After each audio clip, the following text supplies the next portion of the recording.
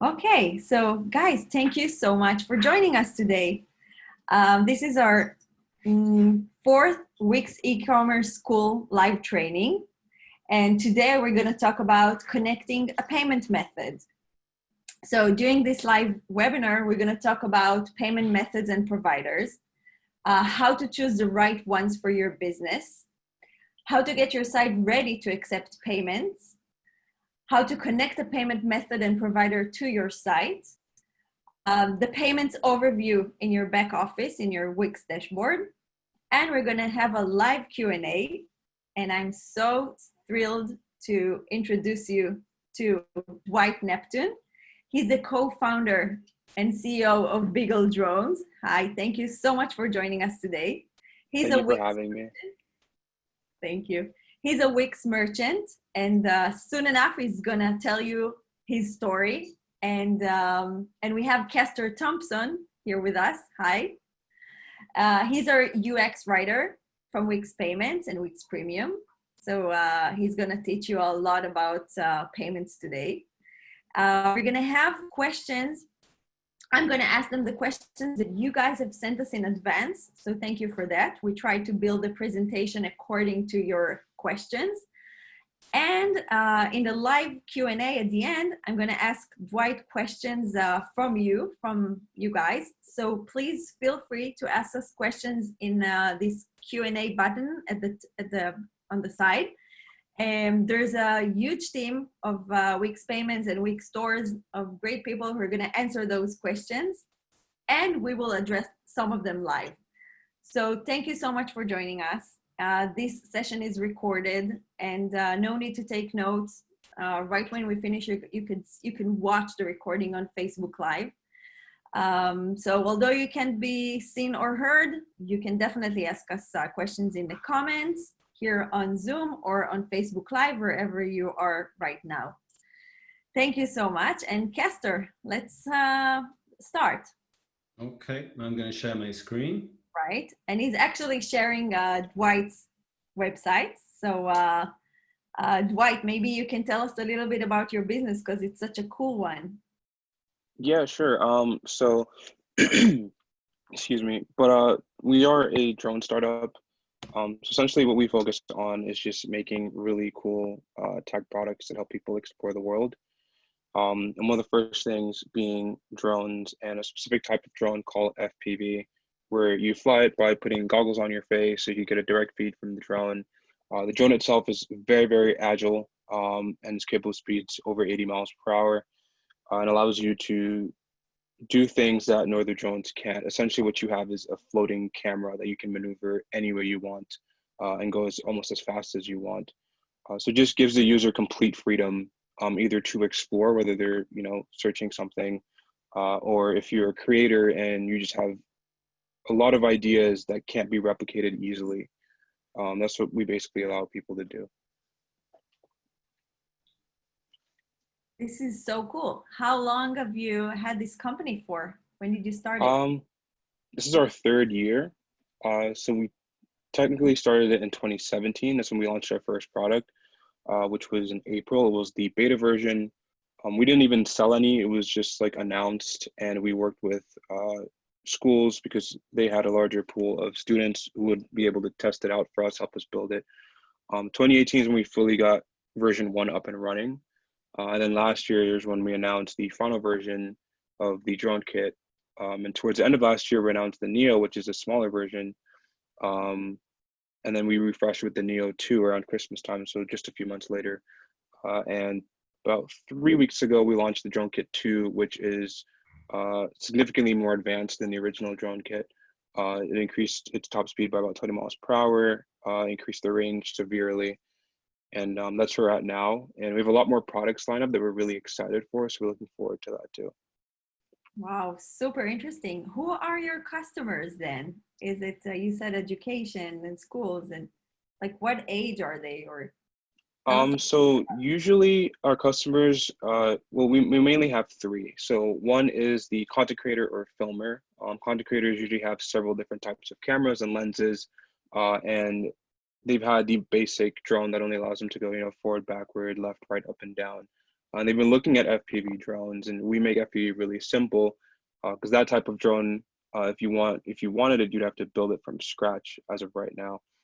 So content creators, professional videographers use these drones, gives them more freedom to film and try new angles. Second customer would be the hobbyist, someone who would buy this just for fun. To fly in their backyard if they're going on a trip and they want to be able to fly through buildings and get a direct feed to their face versus looking at their phone screen, like most other drones. And then the final customer would be for education because it is still a STEM-based system. You just have to plug and play, which gives the user a better understanding of how drones work. And a lot of schools are implementing drone classes because of the future jobs are going to be available using drone technology. And with our drone system, you still get the experience of building it by plugging and playing. And it's provided a lot of value to the education sector that we've worked with so far. This is amazing. Wow. Thank you so much for being here with us. Please, guys, feel free to ask questions to Dwight, and I will definitely ask him those questions. So please do it. And thank you so much for being here with us. Let's dive into some payments stuff. Okay. Hi, everyone. How are you? Thanks for joining us. Whoa, where are we? Hang on. Sorry. Okay. So this webinar is called Connecting a Payment Method, and let's cut to the chase. It's also how do I get paid? My name's Kester. I'm a UX writer at Wix Payments and with all the payments at Wix and also with Premium. I'm not quite used to speaking in front of so many people, I have to admit. I did do a webinar yesterday and that was for like 12 people. One of those was actually a Labrador puppy who left halfway through. So this is new for me as well, and wish me luck. So what are we talking about today? Ariel also already gave you kind of a breakdown of what we're actually going to talk about, but the theme of this is we want to give you some practical tips, okay? We want to share insights from our experience as a team. We see where users struggle. We get calls, we get tickets, we get emails every single day. And some of the things that we're going to talk about today, they may seem really random to you, like really out of the blue. Why am I talking about that? Because we know that these are pain points for you guys, okay?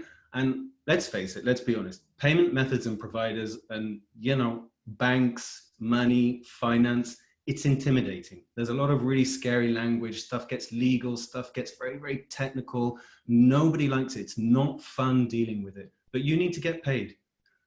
So these are tips and tricks from us. And I hope that this will help you get a smooth experience in getting paid. It can be really simple and easy, but sometimes you just stumble, just fall at the last minute. And hopefully some of the things we're going to talk about will avoid that. So payment methods and providers. And let's start with the really simple question. And I get asked this at least once a week, if not kind of every day. And even by some people I work with, because it's just sometimes a little bit hard to get your head around. What is the difference between a payment method and a payment provider? It's a really simple question and a really good question. So let's start there. Let's start with payment methods. Very simply put, payment methods are the ways that customers can pay you at checkout. So if you see on the right, you've got a picture of a checkout and you see there the options are credit card and PayPal. So you need at least one payment method on your site so that you can actually accept payments. And I don't know if you guys all just have a store or if you're thinking of a store, but if you've got a restaurant, if you offer services through Wix bookings, or you offer tickets to events, or if you offer memberships and subscription through Wix pricing plans, you're going to need to add a payment method to your site. So when we're talking about payment methods, we're looking at things like credit and debit cards. We're looking at wallets like PayPal and Venmo, PayPal Credit and Alipay, and also manual payments. Yeah, people still actually do use cash. Money order. There are some countries, especially in Europe, bank transfers really popular, cash on delivery, and even barter. You know, buying stuff with, I don't know, baseball cards, something like that. And so what are payment providers? And just a little heads up here, payment providers, it's a bit confusing, are also known as payment gateways and payment processors, okay? So a payment provider basically processes the payments that customers make on your site. Now, a good friend of mine, Misha, designer, he made this gorgeous little diagram for you. So you start with the buyer. The buyer wants to give you his money on your website. And the money from the website goes through your payment provider. The payment provider sends it to your bank, and then you take the money from the bank, and there's the money in your hand. Marvelous, marvelous, amazing diagram. Thank you, Misha. Payment providers, we've got Wix Payments. We obviously really like that one. Don't know why, but you know, we really love it. There's PayPal, Stripe, Square, Braintree, Wirecard, and there's a whole lot more. I mean, there really are a lot. So just to recap very quickly, okay, because this is important. Payment methods, the ways that customers can pay you on your site, credit card, cash, PayPal. And payment providers, the third-party company that you connect to your website that manages how money gets from your customer to your bank account via your payment method. So we're going to dive into that and look at this a little bit more closely. Okay, so let's start by taking a look at some payment methods. So the obvious one to get started with is obviously credit or debit cards. Credit cards are still the most popular online payment method in the US, and we're talking Visa, MasterCard, Amex, Diners. There's tons of different types of credit cards. And there's lots of providers, payment providers that will process card payments. Obviously, again, one of our favorites is Wix Payments. You're gonna hear me say that quite a lot. I don't know why. But there are others, many others. Stripe, Square, they're two of the biggest in the US and actually across the world. And if anyone's here from Europe, you may well have heard of Wirecard as well. So digital wallets and e-wallets, kind of the same thing. People kind of get a bit confused about these for some reason, and that's fine. A wallet literally gives you a virtual account. So customers can pay you online, they can pay with a phone. And the good thing about wallets is exactly like your physical wallet that you might actually have right now in your pocket, is a wallet can also hold personal details and all your billing information and all your shipping information. So that can actually make the checkout experience a lot faster.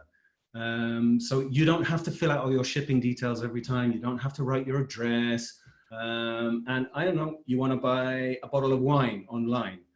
You don't have to prove that you're 21 or over because all that information is already in the wallet, okay? And actually you get express checkouts. PayPal, they've got a few options. The very newest one is PayPal Smart Payment Buttons, good name. You might also know it's PayPal Express as well. And now don't overthink this one, okay? But wallets are often both the method and the provider. Okay, so that you pay by PayPal and the people who process the PayPal payment are PayPal. It's kind of a bit confusing. Don't overthink it. Just go with the flow. And then we've got offline payments, otherwise known as manual payments. And I'm just going to talk a little bit about POS, and I'm putting this with offline payments. Okay, I'll try and explain why.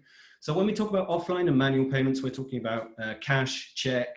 People still pay by check. In some cases, cryptocurrency, and yeah, even barter. I'll buy this from you, and I'll give you this in return. Like I said earlier, like baseball cards. I don't know, whatever. So basically, we're talking about payments that are not completed online, that don't go through immediately on your website.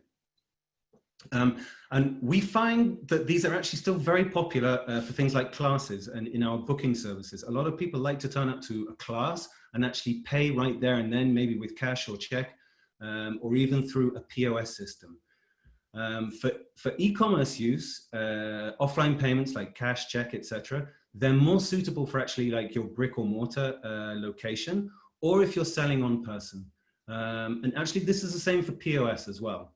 And I don't want to go into it too much, okay? Because this isn't really about POS this session, but POS is actually, it's what's called a sales channel. It's a way of selling, but you still need a provider to process payments, okay? It's not technically an online payment method. It's actually a way of selling. So literally somebody turns up, you've got the POS system right in front of you, and they can pay by cash, check, credit card, but it's not through your website, okay? Square is a really good example of a payment provider that will help you set up POS. Just very, very briefly, some figures about payment methods, okay? These are from 2019, just to give you an overview, all right? So global split of online payment methods in 2019, you see, surprisingly, maybe for guys in the US, e-wallets 41.8%, and credit cards only 24, and debit cards 10.6. In North America, as you see, it's quite different. 52% of payments online are made through credit and debit cards, and 57% of those through Visa. So you are going to want a credit card provider on your site. Only 16% of Americans, not 16 Americans, that would be a really small amount. Only 16% of Americans actually use cash when they're paying in person. And looking forward to 2022, it's projected, they believe that e-wallets will actually jump in the US to 33%. So that's kind of like a 10% increase. So looking forward, right now you can see that probably credit card and a wallet provider are good ideas. And POS sales through wallets are going to go up to 47%. Credit card sales are actually going to fall, but 27% is still a big number. And POS cash payments will just fall down to 11%. I mean, you know, we all know that cash is becoming less and less interesting. So how many payment providers do you need actually on your site? Well, how long is a piece of string, and what type of person are you, and what type of business do you have? That's the most important thing. What's good for you and your business? So as I said earlier, you need one at least, okay? Definitely, you need to get paid. We recommend, as I just pointed in the previous screen, we recommend that you have credit cards and a wallet, okay? That's perfect for e-commerce. Obviously, feel free to add more. The more payment methods that you offer your customers, the more chance that you will have to close a sale, that you give more people the ability to actually pay you.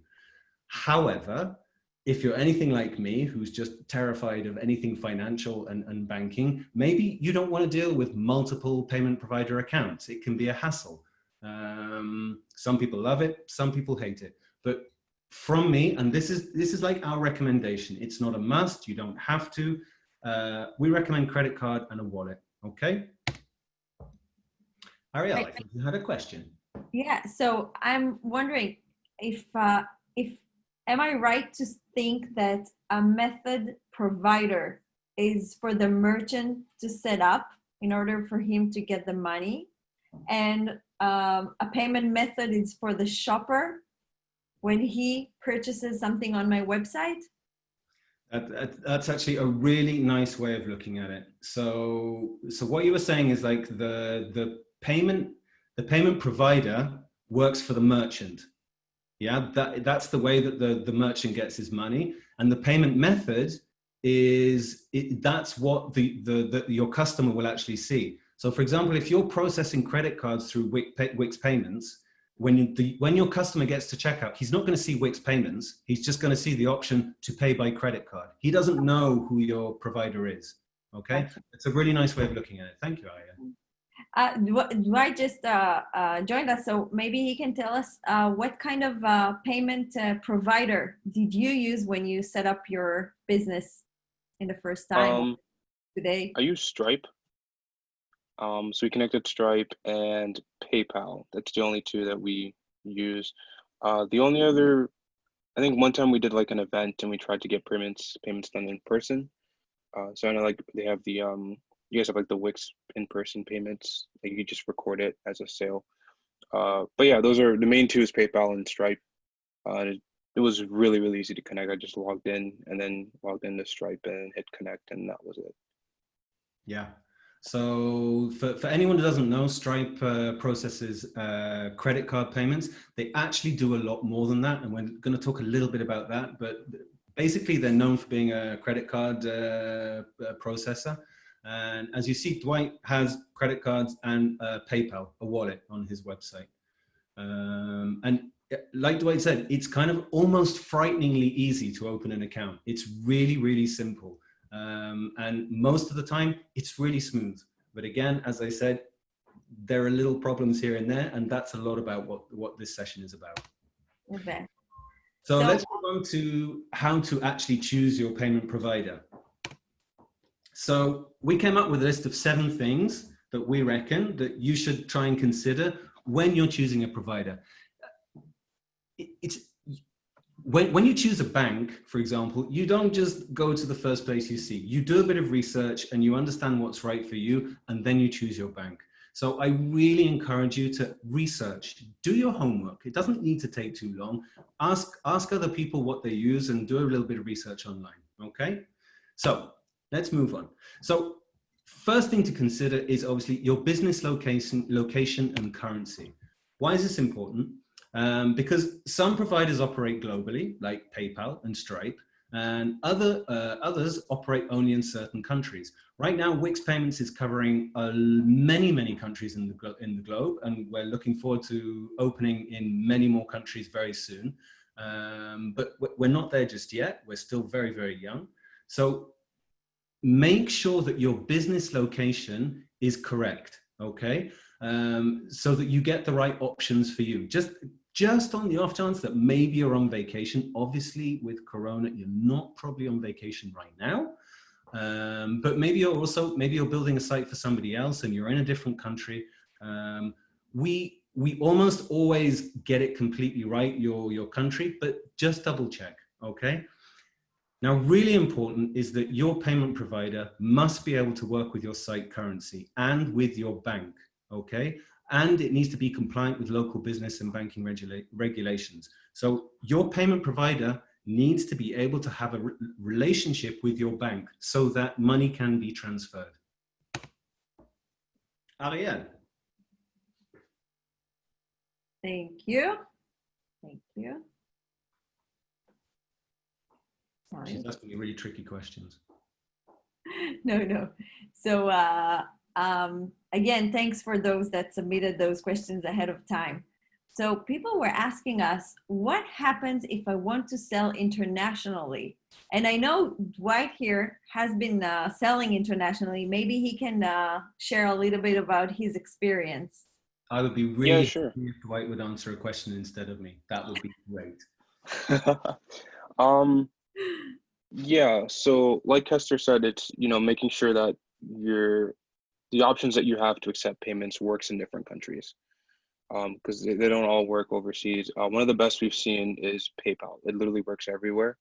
And it does the whole, how would I say it, currency conversion. Yeah, there we go. So it does the currency conversion, so it makes life easier. And it's also peace of mind. Sometimes, we are a startup, so we're still building our reputation, and people feel more comfortable using PayPal. In case something were to go wrong, they know, okay, I could always get my money back. And so, if you're a new company, PayPal is very important because people are also more confident to use PayPal to pay for things that don't quite have a big reputation yet as a large brand, and they're not sure what your customer service is like. And it also depends what products do you have, because, for example, our product is drones, and if you were to ship to India, you can ship the drones as parts and label it as a toy. But if you were to ship it as an actual full-built drone, it would get blocked by customs. So also making sure that your product is available in that country. So someone doesn't make a purchase and then you send it and then it's held by customs and destroyed or sent back to you. So also make sure that whether it be, hardware product or even something small, the littlest things can literally get your product stopped from getting into that country, as well as taxes. So one thing that surprised us early on when we first started shipping overseas is the tax differences. So meaning when you're shipping out a product, you have to be aware some countries do have VAT taxes, meaning that they will tax everything that comes into their country. So you have to be careful of how high it is, and do you want to be, responsible for that as the seller, or are you going to put that on the receiving end of whoever purchased your product? And then also you have to make sure that they're aware of that, because if you accidentally send them the product and they have to pay the tax before receiving it, that's not really a good look. And then the best thing you can do is, before opening up to a new country, check for their taxes and make sure you apply that at checkout. Or if it's small, so let's say your product is like $50 and the tax is like $2, and your margins allow, then be willing to cover it. But I think the biggest one's definitely open payments, making sure that especially PayPal, because it works everywhere, checking the taxes, and then making sure your product will actually get through to the end user. So in your case, what did you choose to do with the tax? So with taxes, it depends. So for example, like Canada, because we have NAFTA, we're able to avoid most of the taxes because our products are made here in the US. But shipping overseas, for example, the highest tax we've ever been hit with was about $140. And that was to London. And to give an example, our total product purchase was about $900 with all the options. So that's a roughly 15% tax, I believe. So that being said, what we did was split it. So we told the end user, we'll pay half, and then we'll have you cover the other half on your end, because our margins were able to offer it. But 9 times out of 10, usually we cover it because we can. And then often we'll split it, or like our most recent shipment was to Australia. We just had it go straight to the user, and he understood.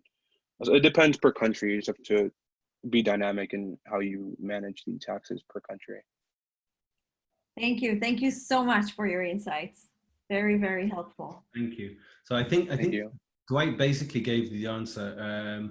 It's just making sure, in terms of just the payment provider, going back to the payment provider, I know nothing about taxes. Like, really, that's somebody else's job. So I can't comment on taxes, really. They just really scare me.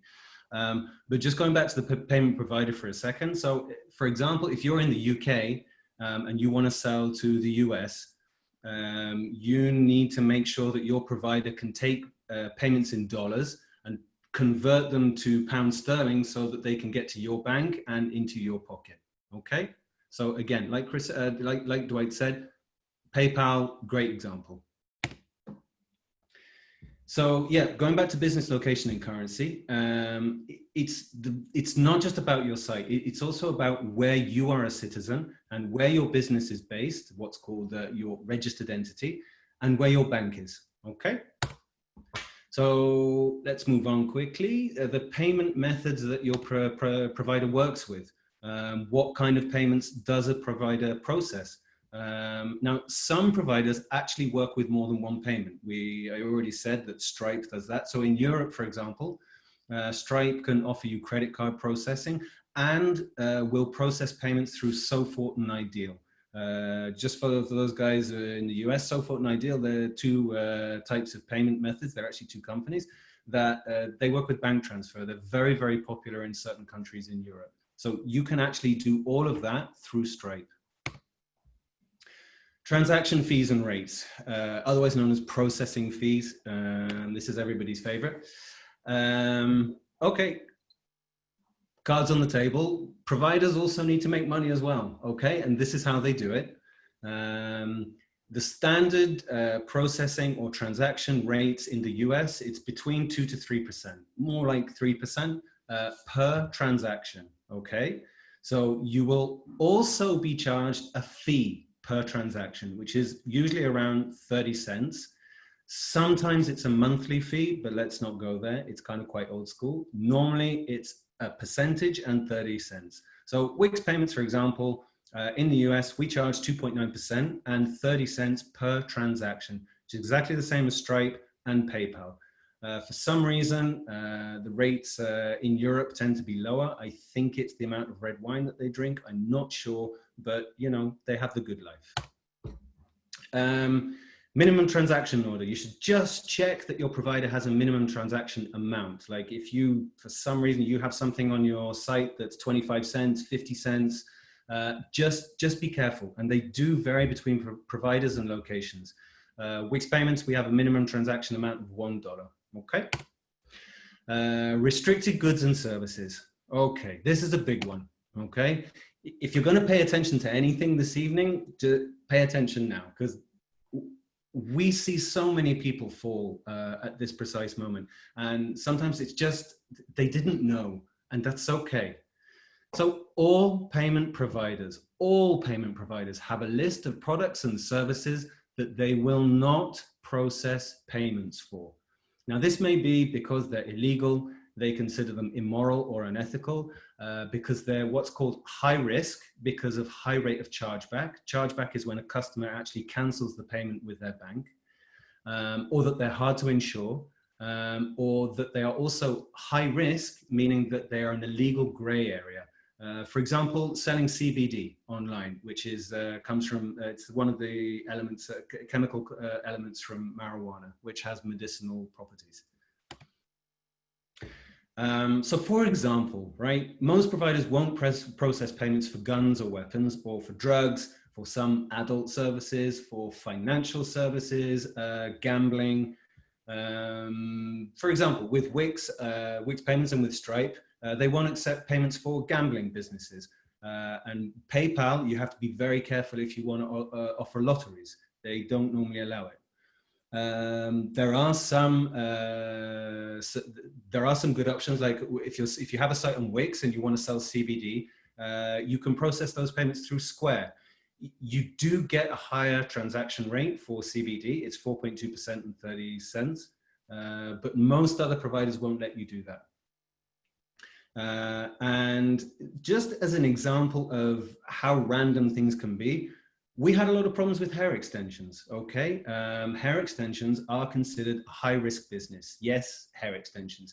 They get a high rate of chargebacks. Customers aren't always happy with the product that they get. They thought they were going to get something else. So you get a lot of chargebacks for it. But we actually, at Wix Payments, we do process payments for that.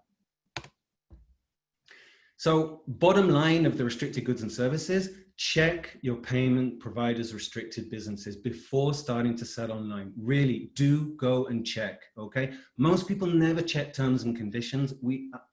I do it all the time, but do go and check the restricted businesses, because it will stop you from, it will help avoid facing problems further down the line, okay? Nothing worse than starting selling and then realize that you're actually selling something that the payment provider says is illegal, and then everything gets refunded. Payout cycles. This is a tricky one. Payouts are when the provider transfers money to your bank account. Okay, so pay-ins, which is the opposite. Pay-ins is money going into your payment provider account, and payouts is when you get the money back. So you should check how often you can get paid out. Is it daily, weekly, monthly? And is there a minimum account balance? Do you have to have $20 in your account before that will trigger a payout? At Wix Payments, we have options for monthly, weekly, and even daily payouts, as long as you've got a minimum of $1 in your account. And finally, just a little quick word about recurring payments. I don't want to dwell on this for too long. If you, for example, if you have like pricing plans, the Wix pricing plans on your site, you may want to set up recurring payments to sell subscriptions and memberships. And you should check, there's a lot of payment providers don't work with recurring payments. Stripe is one example of a payment provider that does let you process recurring payments. And Wix Payments too.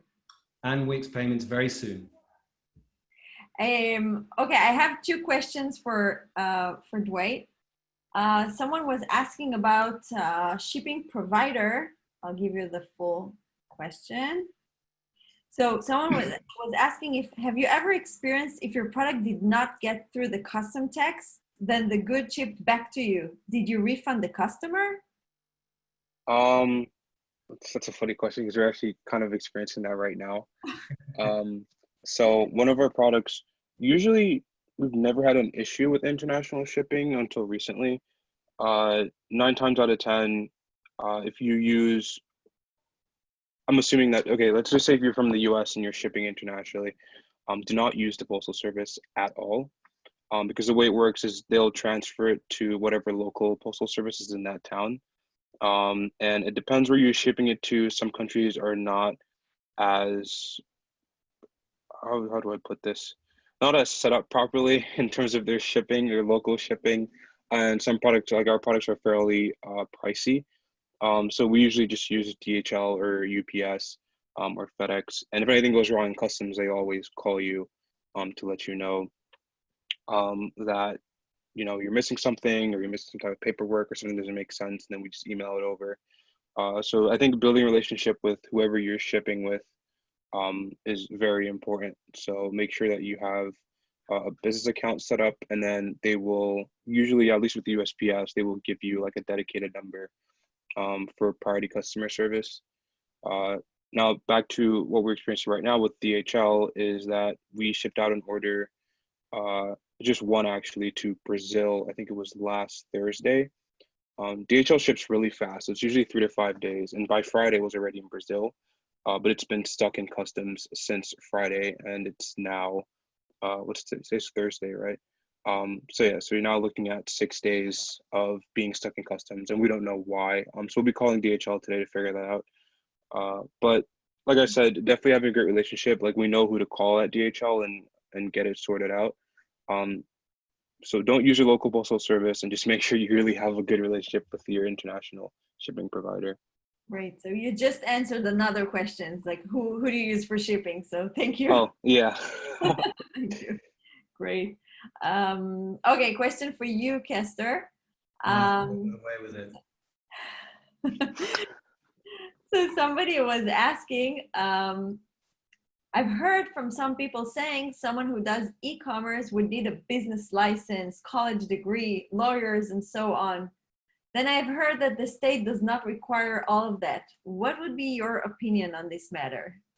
Okay, what was it? Business, college degree, business license, and a lawyer. Lawyers. Okay. I don't think that you need a college degree. I'm not your dad, so I'm not telling you go get a degree. There's a good chance that you may need to have business registration documents and other licenses depending on what you're selling. You should not need a lawyer, okay? Most of the time, again, I'm not a legal person, but I'm guessing that you don't need a lawyer unless you're selling something like CBD. If you are selling high-risk products, something like CBD or certain other products, you may just want to have a lawyer close to hand, because there are legal issues and legal documents that you will need to sign. Cool. Dwight, do you want to add to that? Like, did you need any of these? Like Hester said, yeah, like you said, I'm not your dad, so I can't tell you go get it, but you don't really need it. It depends. Yeah, it just depends. Like, if you're a fashion brand, you're selling t-shirts, you can just use your personal bank account to attach everything, and if you're just a side hustle. But as you start, your website starts to pick up traction and you're gaining more sales, it'll be ideal to open a business 9 times out of 10, because of the tax laws. They're at least in the US, I can only speak for where I live, but at least for here, if you have a business, the taxes are severely different. So you have like write-offs, you can write off certain expenses. There's a lot of things you can do to save more money and invest more in your business. So college degree, I don't know. It depends what you're selling. Maybe you're selling, a product that requires you to actually know what you're doing. Maybe it's a complex product. But business license, I would say, like, as soon as you can, that would be helpful. I think that's a really good point, by 2 points there by Dwight. One is, for example, at Wix Payments, when you actually set up your account, you have the option to set up like a personal individual account or a business account. So it depends kind of what size your business is. And also, just to pick up on something that you said, Dwight, about if you're a fashion brand, okay, and you're selling t-shirts.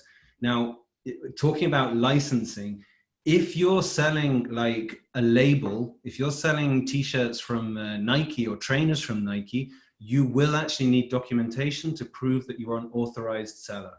And you will need to provide those to a payment provider.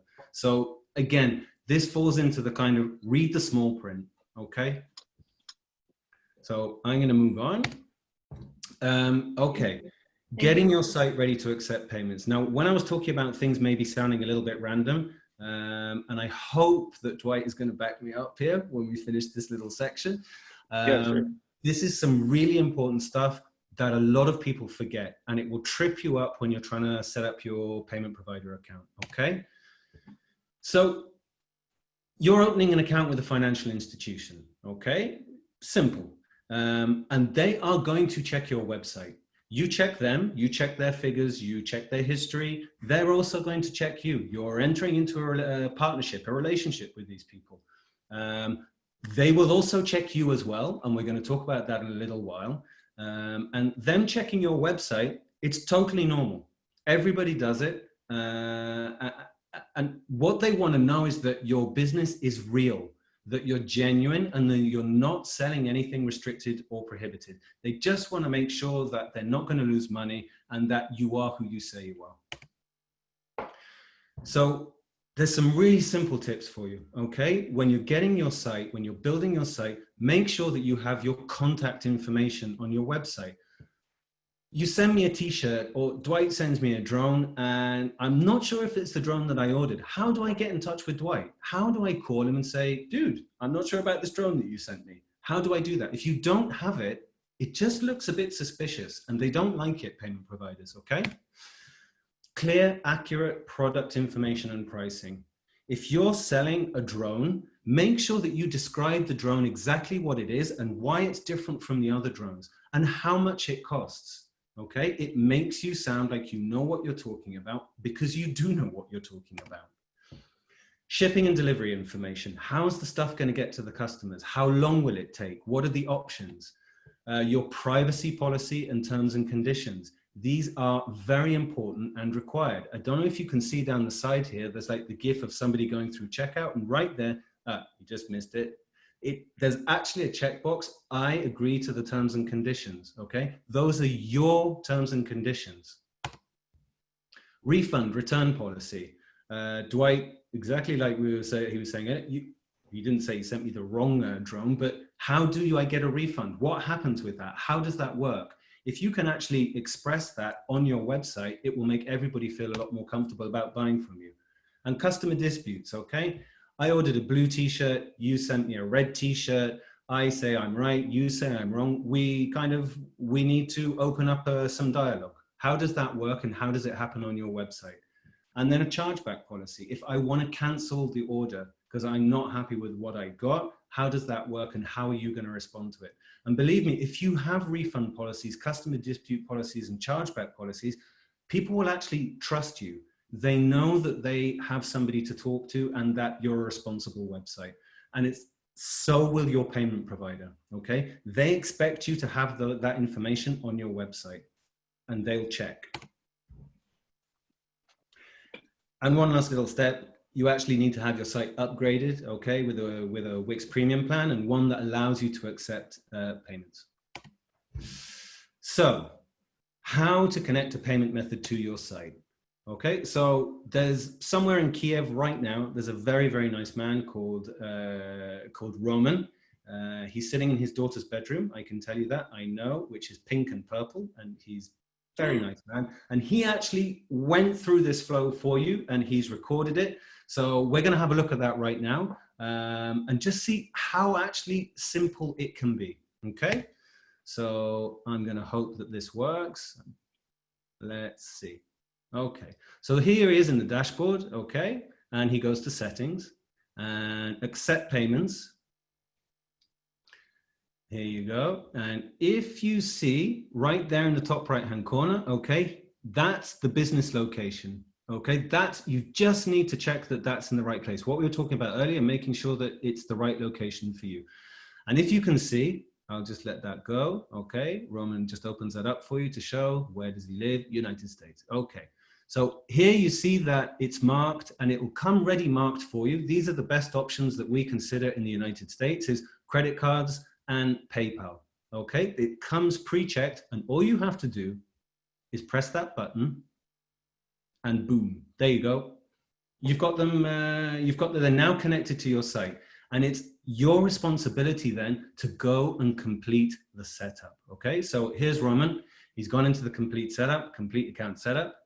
And as you see there, we were just talking about it, individual or business, partnership, etc. And here he is, he's filling in his details. Obviously, he's not going to give you his real name and details. I can do those later. He's a very, very nice person. Not really.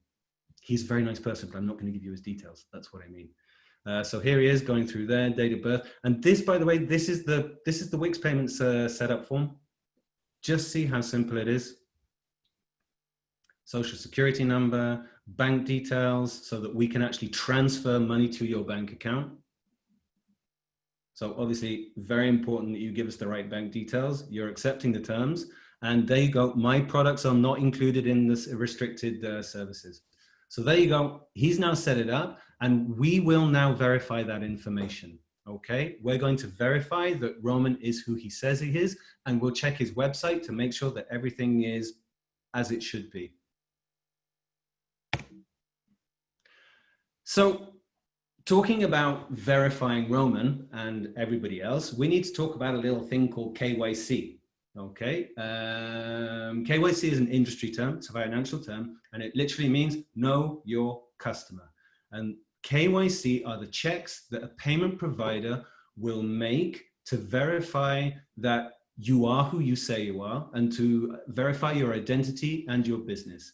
So the first point is obviously that yes, sometimes we're really silly and we do call it KFC, and I apologize, it's a appalling joke, and it's not me, it's everybody else, but yeah, we do.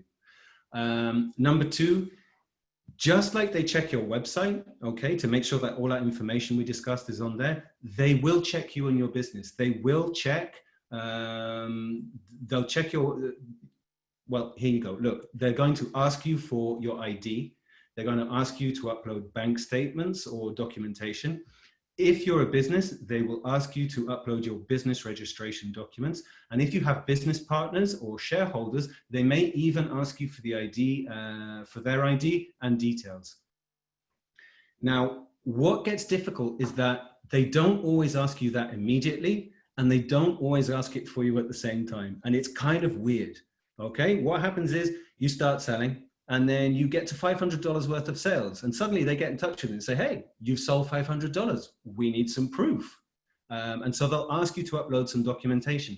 And then the same will happen when you get to the next tier, which may be $1,000 or $5,000. They may ask you for more details, okay? Now, I just want you to understand that it's perfectly normal. It's industry standards. Again, they're going to research you just like you research them, and don't be surprised by it, and don't be offended, and don't be frustrated, okay? It's perfectly normal. Everyone does it. It's industry standard, and just follow the instructions. That's all it is. And be aware, okay, that when you open your account, most providers, all providers, will actually wait for site verification and KYC checks before paying money out to your bank account, okay? So how's making a payment going to actually look for your customers? And I'm sure you've seen this, but it's just, we want to show you. So this is Roman. This is Roman's vegetable store that he created for this. And we have here a classic basket, which is $1. Okay, so, no, we're not. Let's try that again. I'm sorry. Okay, so we're going to see, I'm now a customer on Roman's website. I'm ordering that lovely classic basket of carrots, very appetizing. There you go. So buy now. And this is what your customers will see here. Okay, as you see, shipping details, they enter those,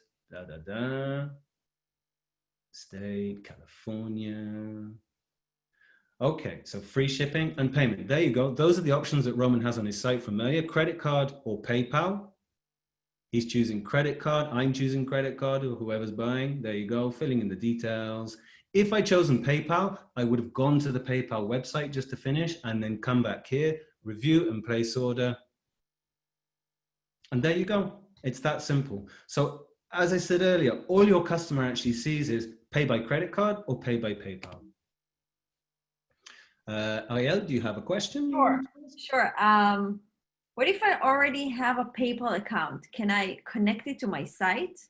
Well, it's funny you should ask that, Ariel, because actually Roman also, this is how good he is, he also did that as well. Okay, so let's have a look at that.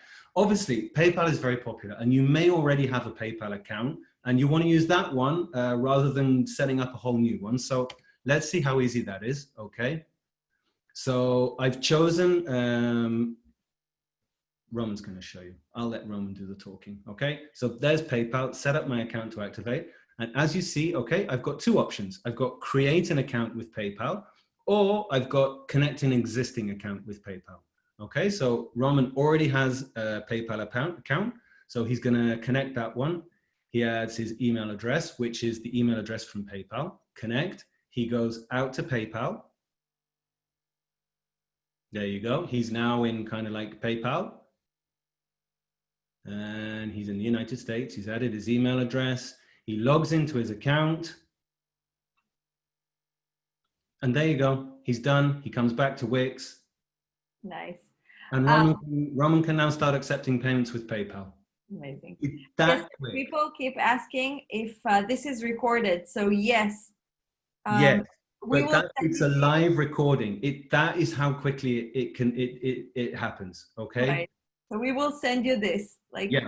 It's like tomorrow. that simple. It really is. And it's on our Wix Facebook page. So you can see it right when we finish this one. Yeah. Yeah. So don't worry about it. We did these recording just kind of to make it more convenient and to make sure that nothing went wrong. Because whenever you try and do anything live, it always goes wrong, especially with me. So yeah. Did you have another question, Ariel? Yeah. How does it look in the dashboard? Everything you just talked about. Roman also thought ahead for you there. And by the way, these are actually questions that people sent us, and we updated the presentation, okay, to try and answer some of these questions. They're genuine questions. So we've been working like in the last 2 days to do this, okay? So, okay, here you go. So I'm now in my Wix Payments account. Okay, here we go. I'm in the dashboard. Roman starts, and oh, I've got an order. So I come to orders in the store. Okay, I see my store orders. Okay, I see that there's an order, classic basket, the one that we just bought. And there you see, okay, paid for with Wix Payments. So I want to go and have a look at that. I want to see how that looks in Wix Payments. And there we go, I'm in transactions and I see $1, that's my gross income. Roman's not a very successful merchant, but never mind. And there you can see all the payment details, okay, about that. So it's slightly different from the order details. It's many more details about the actual transaction, okay? Great. Do you have another question? You know what? How would I know when the money will appear in my bank account? Aha. So we're talking about payouts, okay? So this is Roman sorting out his payout schedule. Let's have a look at that. So he goes to accept payments and he goes to his Wix Payments dashboard. And here you see transactions, okay, and payouts. Now, let's just have a look what we've got here, okay? Balance summary. He's got the amount of his next payout. This is the schedule for 25th of May, okay? And then he's got future payouts. This is money that either has not been settled yet, it's still pending. It's not been settled by the customer's bank and sorted. So it's there, but it's still coming through. And then you've got the total balance. And then moving forward, you can see recent payouts, okay? And let's look at the next payout. What's in the next payout? Okay, you can see that it's a summary of what Roman is going to get to his bank account. He's got all the credits. There's no refunds. He's been a very good boy. He didn't refund anybody. There's adjustments, which is additional fees in case of refunds and things like that. And so Roman is going to get into his bank account. It'll be sent on the 25th of May. He's going to get $289.75. And be aware that when it's sent from his account, it will take a few days, between 3 to 5 days, to actually appear in his bank account.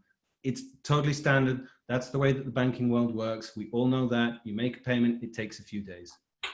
Let's just see if there's any more that Roman did. So here he's got a list of all the transactions that were in that payout. Kester, I have a question. Yeah. Is this dashboard, do you Yeah. only see it if you use Wix payments? So what you saw there was actually the Wix payments transactions. If you use Wix payments, we give you an overview of all your transactions. We kind of integrate all your payment methods into one dashboard. And that's only available if you are a Wix payments user. Right. And I think this is like our one of our huge advantages. So if you use Wix payments, you manage everything from one place. You see all your transactions. You know exactly where it's coming from, which products, which services, whatever you're selling, and no need to go to a different website or anywhere else. It's everything in the same dashboard. I'm not allowed to say anything, but I can say that there are very big plans for Wix payments, and we're only going to get better, and we're only going to get bigger and better. And that's all I'm allowed to say. There's somebody in the next room who's standing just looking at me really nastily. I'm not allowed to say any more than that. Okay. Okay. So we need to wrap up. Yeah. Yes. So listen, final word from me. Okay. Unless maybe there's some time for questions. Do your research. Okay. You wouldn't choose a bank without checking it first, and do the same with your payment provider. Just do a little bit of research and understand what's right for your business. Everybody knows PayPal. It's an amazing company. They do really good work, but maybe it's not good for you. I don't know why, but maybe it's not right for your business. So choose somebody else, and do read the terms and conditions and check the list of restricted businesses. Okay. It will save you a lot of time, frustration, and money later on. So that's it from me for now. Thank you so much. Dwight, if there's any tip you would like to share with our audience, that would be amazing, because you have such a successful company. And again, Dwight is very kind of shy, but he's running a huge business in really so little time.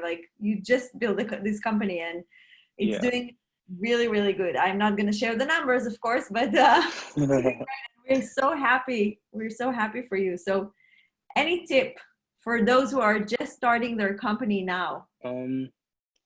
It depends what you're selling, but I think generally, I mean, like Hester said, is being very transparent with the end user, having everything listed out from ways they can contact you. Like, for example, we have our website chat, and then we also have our general info email that you can email us at. And then the website chat is great because it connects with the Wix app, so everyone on our team gets the message. Whenever someone has an issue, I believe about 4 of us have the Wix app downloaded, and everyone has the message. So someone would be free within a few minutes to message back. Having a great return policy. So our return policy is 7 days, but we're also very lenient. So I think one thing that needs to be realized is that every situation is different. You don't want to be too strict on your policies, where you may end up building a bad relationship with a customer that possibly just had a little issue that could have been fixed. And then I think the only other thing I could say is, besides being transparent, is making sure that your product is actually well done. So everything from, depending on your price range, people expect different things. So if you're a high priced product, make sure that it's of good quality, and that everything from the unboxing experience, the customer service experience is great. If it's, a knickknack or something that's small and it's fun and cool, make sure you match that as well. The worst thing you can do is market one thing, and then when the customer gets it, it's something else, or it's not really what they were expecting. So I think the bottom line is just just transparency all around. Amazing. Thank you so much. Really. You're not seeing Dwight's website, and it's a shame. We're gonna send you this, so you'll have it when we send the wrap-up email, because I want people to see it. It's really beautiful and such a great business you're building there. Cool website. Very cool website. You've been working on it for a very, very long time. Amazing, amazing, really, it's like so cool. So we're gonna send you guys the link to that when we send you the wrap-up email for all those who registered. You're gonna have an easy access for it. So I want to thank both of you for joining me here today and answering these questions. And Kester, people were laughing with your great sense of humor. We got really cool comments about it. My wife would really disagree about you saying it's a great sense of humor, and some of my work people, but okay, nice of you to say so. Thank you. And white people want to see your website and to have you on their Zoom to host you. So you're gonna you created like a lot of fans here. So that's really cool. So thank you so much. And for Thank you for having me. And for you at home, thank you so much for joining and asking those tons of questions. I hope we did the best to answer those. And people are still like answering like crazy. And a big shout out to you as well, Ariel. Thank you very much for your help. And also a shout out, there's a team of people kind of actually in several countries answering your questions. And there's a massive team, and yeah, big shout out to them as well. They're doing an amazing job. And just a quick note, stay healthy, stay safe, and we love you and appreciate your business. So thank you so much. And feel free to check our resources. We have Wix eCommerce blog. We have Wix support with tons of articles about Wix payments. So feel free to browse and search for all the information that you're looking for. We have our Wix eCommerce mini site. Just Google us and you'll find everything. The videos, the other webinars, it's all there on our Wix YouTube channel and Wix eCommerce school website. So just Google us. Thank you so much and have a great day or night. All right. Depends where you are. Thank you. Bye, guys. Bye. Bye-bye.